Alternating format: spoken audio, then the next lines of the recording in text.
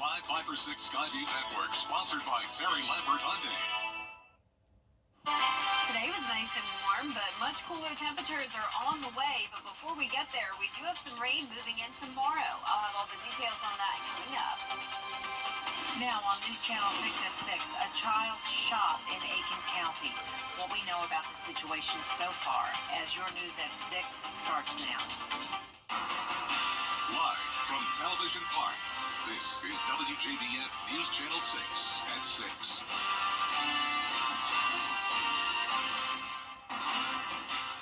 Good evening, everyone. I'm Jenny Montgomery. Thank you for joining us. Coverage you can count on begins with authorities in Richmond County investigating the death of a 4-month-old. And now the child's father is facing charges. The child is identified as Aiden Wood. He died last Wednesday at the hospital. According to an incident report, the child's father, Davian Wood, was with him when he stopped breathing on November 9th. Davian Wood is charged with murder and cruelty to children. An investigation is underway after a child was shot in Aiken County. Our Aiken Bureau Chief Sean Cabbage-Stalk joins us now live from the Sheriff's Office with more. Sean? And Jenny, a 3-year-old was shot early this morning at what authorities are calling a tragic, isolated incident. You know, this case is a tragic set of circumstances, but we still have to take those steps to investigate this case. The scene on Tab Drive off of Storm Branch Road looks different now than it did early Monday morning. At around 3 a.m., deputies responded to a call about a 3-year-old who had been shot. Deputies found a young male unresponsive on the floor with an apparent gunshot wound. They also located a weapon. EMS rushed the child to the hospital where he's now in critical condition. It's unclear if the shooting was accidental. It's too early to say that. We don't want to rush any judgment. We want to make sure that we get this right. Authorities are still gathering details and talking to witnesses. They haven't shared what the witnesses said. There was no answer at the home the ambulance went to, even though a car was out front and the porch light on. No suspects are in custody. Officials believe the incident was isolated. But of course, if anybody has any information about this case or any investigation, we encourage them to give us a call. It doesn't matter how small that detail they might think it is, it could be important to any investigation. And Jenny, authorities are really stressing the importance of gun safety, especially if you have children in your homes. They said gun locks and safes are essential to prevent accidents like this. Live in Aiken, I'm Aiken Bureau Chief Sean Cabbage-Stalk, WJBF News Channel 6. Such an important safety reminder. Thank you, Sean. Also in Aiken County, one person is dead after an early morning police chase. It happened just before 1 o'clock this morning near Lawrence Street Northwest and Hampton Avenue Northwest. Troopers say 39-year-old Michael Bailey of Virginia lost control of his SUV and crashed into a tree. Bailey died at the scene. A passenger in the vehicle was taken to the hospital. No word on that person's condition. Chief Meteorologist Jenna Petracci joins us now for a first check of the weather. Jenna?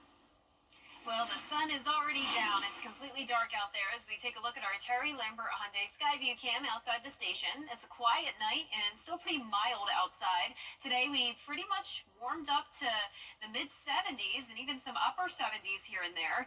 This morning did start out chilly though with near average temperatures. We had a low of 42 at Augusta Busch Field, but a high of 76, putting us 8 degrees above average, and of course no rain today. So notice right now the temperature change map showing us around 1 to 7 degrees warmer than this time yesterday. That's putting our temperatures in the low 60s and even still 70 degrees there in Louisville.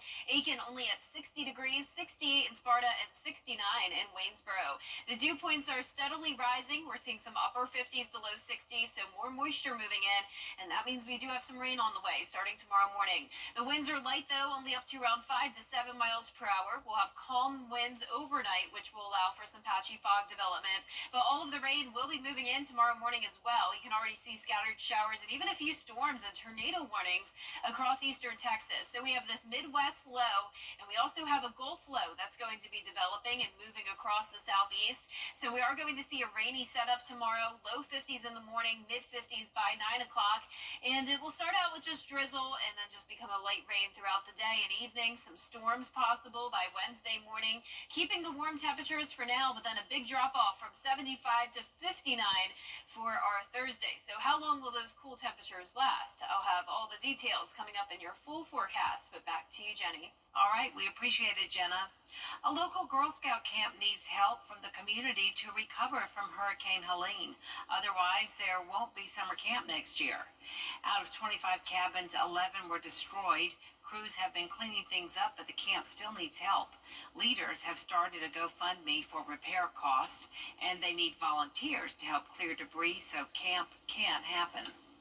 We're going to have folks from the community come out and help move brush and just kind of clean up camp. We're trying to get camp ready for this summer for the girls to enjoy again. We have over 1,000 girls utilize this place, and we need it to be rebuilt. The campsite cleanup will be December 7th at 4687 Columbia Road. Camp leaders are asking anyone who's able to join. November is Lung Cancer Awareness Month, and in the U.S., it's the leading cause of cancer-related deaths. Bria Smith spoke with a local doctor about what you can do to reduce the risks. Bria? The American Cancer Society says 1 in 16 women and 1 in 17 men will be diagnosed with lung cancer in their lifetime. Exposure to things like tobacco, smoke, and secondhand smoke are some of the obvious causes for lung cancer. But in the workspace, things like radon, a type of radioactive gas resulting from the breakdown of uranium rock, and asbestos, which can be found in mills, mines, and textile plants, can put you at risk. While there are some risk factors you cannot change, healthcare professionals say there are some you can. 50% of people diagnosed with lung cancer already have stage 4 disease, so that's the most advanced that lung cancer can be, or any cancer for that matter. And one of the main reasons that is that we're catching these cancers at later stages rather than diagnosing them early. So one of the main things we can do to help save lives and improve outcomes in lung cancer is appropriate lung cancer screening.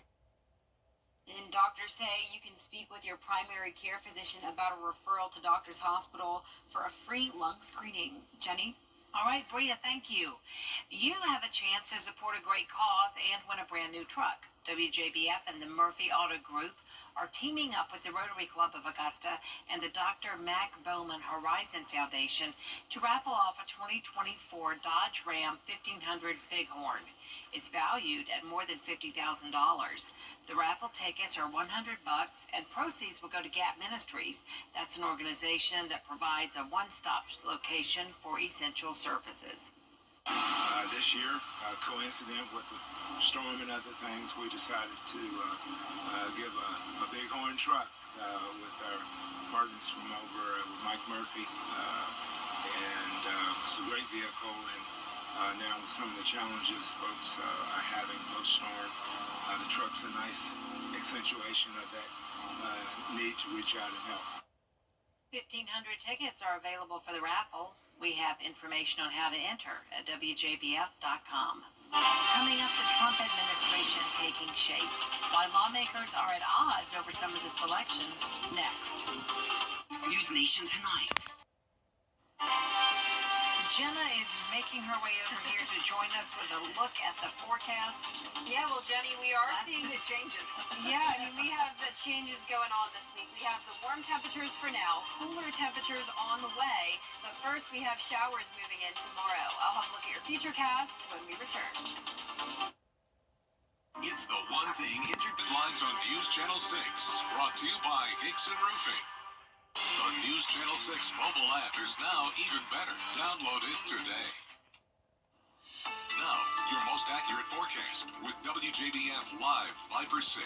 Welcome back. I hope you enjoyed this beautiful Monday. We had abundant sunshine and pretty warm temperatures for this time of the year. It's still feeling mild outside. Here's a look at our Terry Lambert Hyundai Skyview Cam. Completely dark here in Aiken, 62 degrees, so cooling down to the low 60s now. Southwest wind of 3 miles per hour. Dew points on the rise in the upper 50s. Still no rain at the moment. We're seeing anywhere from the upper 50s through low 60s across the board. Satellite and radar just showing a few high-level passing clouds, but later on tonight it will become mostly cloudy. We have a system approaching us. We have this cold front trailing from low pressure, and we also have a Gulf low that's going to develop, bringing a surge of moisture across the southeast. So for a Tuesday, we do have a wet setup in store. 50 degrees in the morning, so chilly with some drizzle possible, but then a warm rain in the afternoon. We're still going to make it to 70 degrees. Let's go right into our future cast tonight at 8 o'clock. Still mostly clear. Clouds move in overnight with some patchy fog development. Early in the morning, it's just going to be drizzle, but by the afternoon, this does become a steady light rain. Notice down to the south of us, that's where we'll have the heavier downpours in South Georgia, the Florida Panhandle, and even the chance of severe weather down there as that low pressure slides across the region. By Wednesday morning, we will have a chance of some storms early on, and that will mostly be in the Midlands and our South Carolina counties. So let's bring it closer to home tomorrow at 4 a.m. It's going to be cloudy with the drizzle. Then as we go into around 8 o'clock, same thing. So most of your morning will be dry. By the afternoon, it's going to be a light rain throughout the entire day. So this really isn't going to amount to much rainfall, but it is going to be at least a trace amount for everyone. Most likely everyone getting to at least around a quarter of an inch. And then by 5 a.m. Wednesday morning, so early in the day, we do have the chance of some storms here that could even be strong to severe, and that will be for the first time in a while for parts of Aiken County, Edgefield, Saluda County, but it's in and out very quick. This is 8 o'clock Wednesday morning. We'll actually have clearing skies throughout the day. So the Storm Prediction Center has placed a few of our far eastern counties under marginal risk of those isolated storms for gusty wind potential, and as I mentioned, no concern when it comes to flooding. The rainfall total is up to around a quarter of an inch to half an inch across the board here. Now, as we look ahead, you can see the temperatures are going to be going way down from that cold front passage. 75 on Wednesday, 59 on Thursday, 58 for your Friday. Cooler air continuing into the weekend, and the lows will be all the way down into the 30s starting on Friday morning, continuing for Saturday and Sunday. We'll see a rebound in those temperatures as we head into Thanksgiving. It's going to be above average again, but we're not talking 80s, so we'll get to around the mid-70s potentially next week. It does look pretty certain, though, that we did have our last 80-degree day already. That was most likely on November 6th. Today is November 18th, which is typically when we have our last 80-degree day. Not quite there today, but we did make it to 76. Lows tonight in the upper 40s to low 50s. Highs tomorrow in the upper 60s to low 70s. Here's a look at your 10-day forecast. After the rain comes through, we will be left with sunshine and some breezy conditions Thursday and Friday. Remember, over the weekend, we are going to get chilly, low at 35 for Saturday morning, but then warming up again next week. Now, congratulations to today's umbrella winner. That is Mike Scarborough from Washington.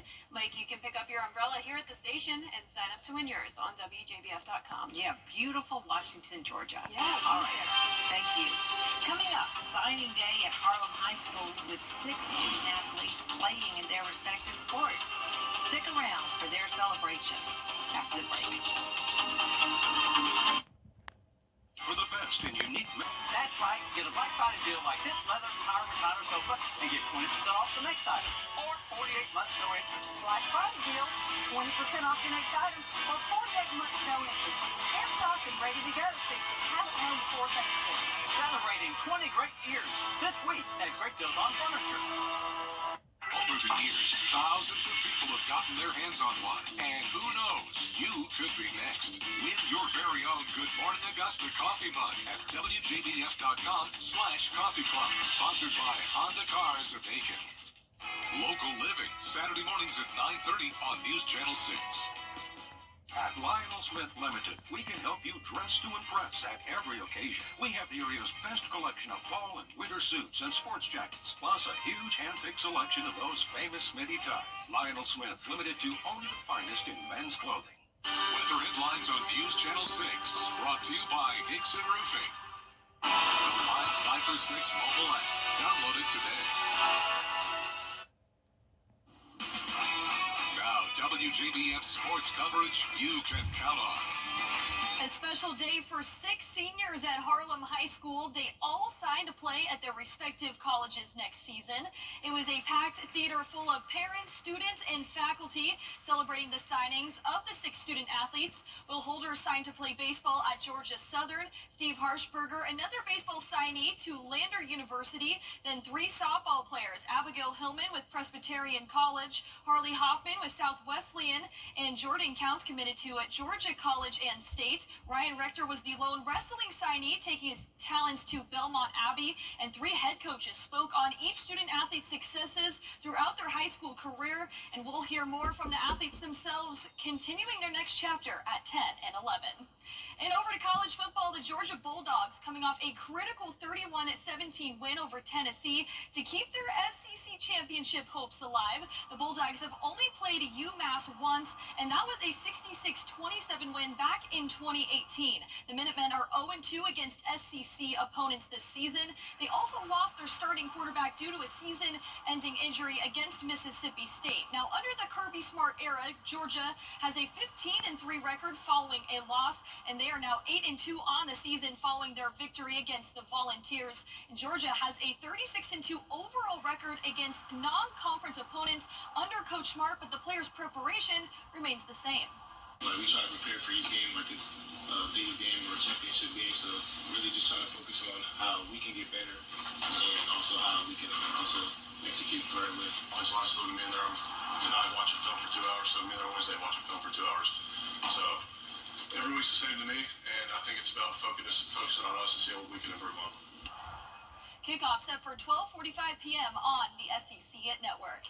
In South Carolina, they're coming off a come-from-behind 34-30 win against Missouri. Quarterback Lenoris Sellers had the best performance of his career, completing 21 of 30 of his passes for a career-high 353 yards and 5 touchdowns. And as a result, he was named the SEC Offensive Player of the Week. The quarterback has led the Gamecocks to 3 nationally ranked wins in consecutive weeks, the first time in school history that has happened. Head coach Shane Beamer highlighting that the moment never too big for his QB. What a dude he is. I mean, I don't like him getting hit in the backfield and defenders bouncing off of him, but I think I told you the story that after our game against A&M, another SEC head coach texted me, and you've got bleeping Superman playing quarterback back there, and that's kind of what he is. The 19th ranked Gamecocks will host Wofford at 4 p.m. Then they will set their sights on the Palmetto Bowl against Clemson. That's set for a noon kickoff on ESPN. All right, a lot going on. Absolutely. We'll be right back. Hey, Caesar, Mike Murphy, I'm the year again for a Something about the morning makes you feel good now. You know that I love you. Good morning, Augusta. Clouds and fog moving in tonight through tomorrow morning, then widespread light rain tomorrow afternoon and evening, staying warm, high of 70, 75 on Wednesday with morning storms. Sunny and breezy Thursday and Friday with a big cool down, upper 50s, and staying chilly throughout the weekend. Finally tonight, North Augusta is bringing art to the streets, quite literally. 6 crosswalk murals will be painted on West Avenue at 3 different intersections. Local artist Dawn Cardona has been commissioned to do the work by North Augusta Ford.